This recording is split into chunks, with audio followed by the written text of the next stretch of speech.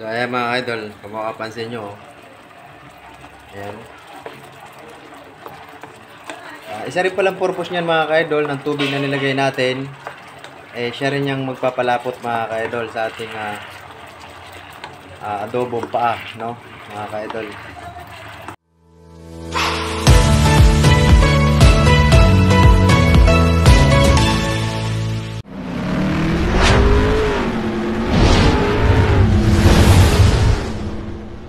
At yan na nga mga ka-idol, ayan, unang ginawa natin mga ka-idol, pinakuluan muna natin yung ating paa ng manok mga ka-idol, ayan. So isa yan mga ka-idol sa proseso, unang-una sa proseso natin mga ka-idol para lumambot ng gusto ang ating paa ng manok mga ka-idol. So ayan. So halu-haluin muna natin mga ka-idol. Ayan, mekos-mekos muna natin mga ka-idol para mapunta yung nasa ibabaw, mapunta sa ilalim. So ayan mga ka-idol, palambutin lang natin mga ka-idol. Ayan, pakuluan lang natin muna. Ayan. At yan na nga mga ka-idol, no? So ayan, pinakulan natin yan mga ka-idol ng kalahating oras mga ka-idol. Ayan.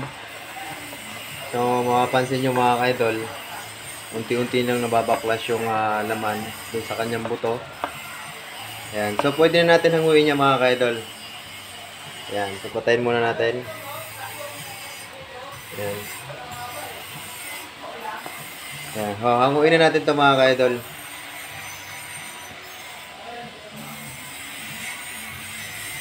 So ayan na yung tsura niya mga ka-idol, no? Pagkatapos natin na pakuluan, no? So mga ka-idol, yung katas niyan tinapon natin, no? Ayan. So ready na tong pwede na natin ito igisa mga ka-idol. So lagyan na natin ng mantika itong kawali.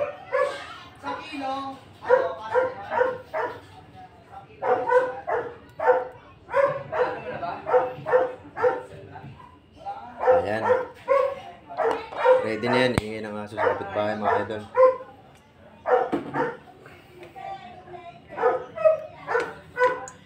Ayan. Painitin lang natin yan mga ka-idol.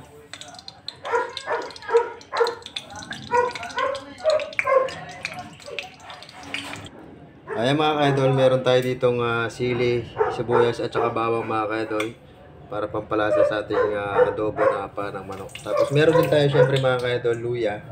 Itong luya mga ka-idol, purpose siya para mawala yung langsa mga ka-idol. So lagyan na natin muna yung luya. Pinamay na natin mga ka-idol.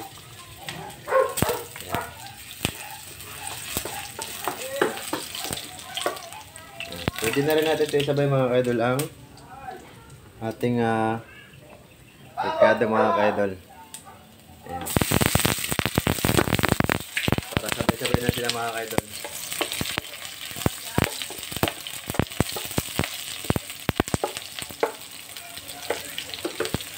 Ayan.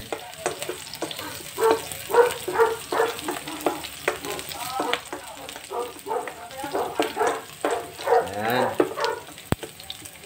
So, napakasarap talaga ng amoy mga ka-idol pag pinagsama-sama mo yung luya, bawang at saka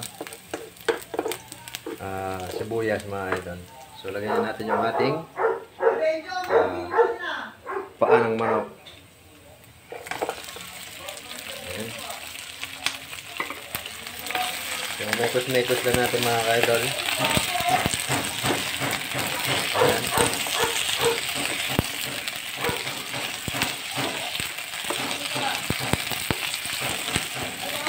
At ito mga ka-idol, para maging pulang-pula yung inyong adobo mga ka-idol, no? Minsan kasi meron akong nakikita, no, sa mga ibang nagluluto na hindi gaanong mapula ang kanilang adobo. So para maging mapula idol, ang gagawin natin, no, lagyan muna natin ng konting toyo mga ka-idol. At yan na nga mga ka-idol, kung mapapansin nyo, medyo pula na siya mga ka-idol. Ayan, so konting toyo pa lang nilagay natin dyan mga idol, no? At syempre mga idol, para lalong lumambot yan, no? Habang nilagyan na natin siya ng toyo, lagyan din natin ng konting tubig mga idol. Ayan. Yung tubig na yan mga idol, ayan, ipapasip-sip natin yan sa kanya hanggang sa matuyo-tuyo siya para mapadagdagan pa natin ng lambot mga idol yung ating paa ng manok mga idol. So ayan, pag sumipsip yan yung mga idol, siguradong napaalambot na yan. So pasipsipin na natin yung mga idol bago na natin siya timplahan ng dagdagan natin ulit siya ng toyo para sa kanyang timplada mga idol. So ayan, pasipsipin lang natin mga idol. Ayan.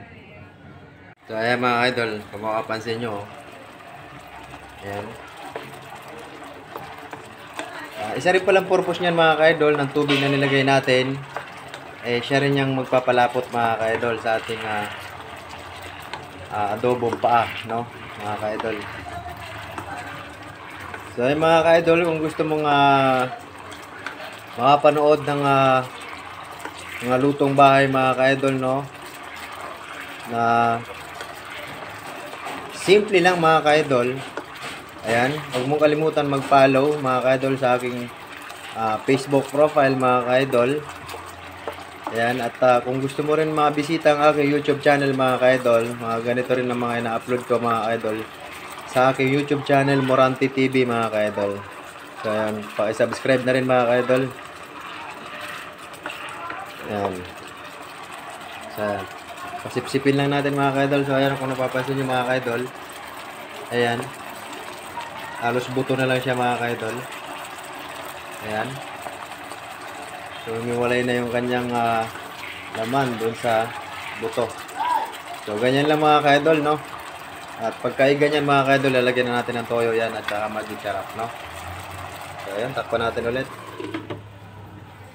So, ayan na nga mga ka-idol, naiiga na siya. Ayan, so pwede na natin yan lagyan ng toyo mga ka-idol. Ayan, lagyan na natin ng toyo mga ka-idol. Ayan. Tapos, natin ang magic sarap.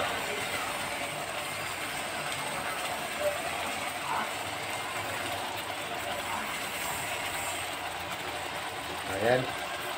Tapos, mekos-mekos na lang natin mga ka-idol.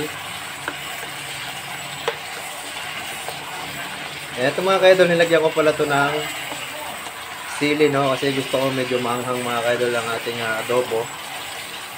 No? Pag nagluto ako mga idol ng ganito, gusto ko medyo maanghang.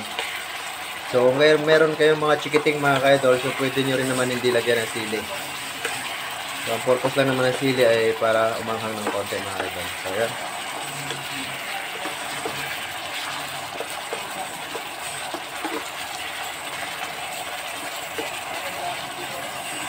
Okay, mga ka-idol, mga 1 minute mga ka-idol.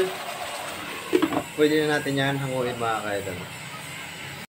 So, ayan. Mga ka-idol, ayan. Tuyong-tuyo na siya, mga ka-idol. Ayan. So, pwede na natin yan hanguin, mga ka-idol. Ayan. So, hanguin na natin, mga ka-idol. Off na natin. Ayan. At yan na nga, mga ka-idol, ang ating adobong paa ng manok, mga ka-idol. So, ayan.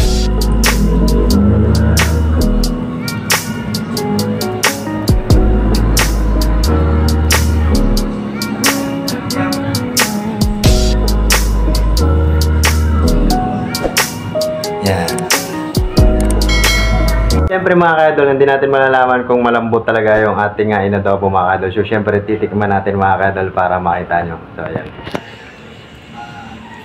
Ayan. Ayan, mainit-init pa mga ka-idol, umusok-usok pa. So titikman natin mga ka-idol kung malambot talaga siya.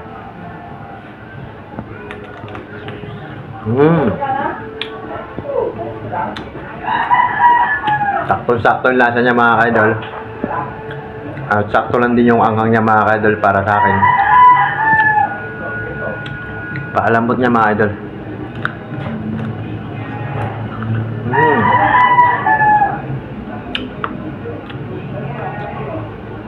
Pati buto mga idol, pag nakagat niya ng ngipin nyo, no? Napaalambot din.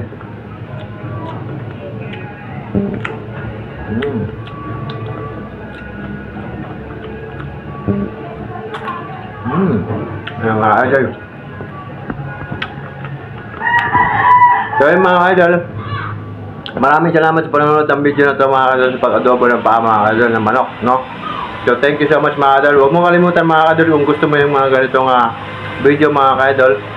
Huwag mong kalimutan mag-follow sa aking FB page, no? Mundito Way. Ayan, pakipollow lang po mga idol. At mga ka-idol, meron din akong YouTube channel mga idol, no, ng Morante TV. Ayan, yung Morante TV, yung YouTube channel ko mga idol. Huwag din kalimutan mag-subscribe mga idol. Ayan.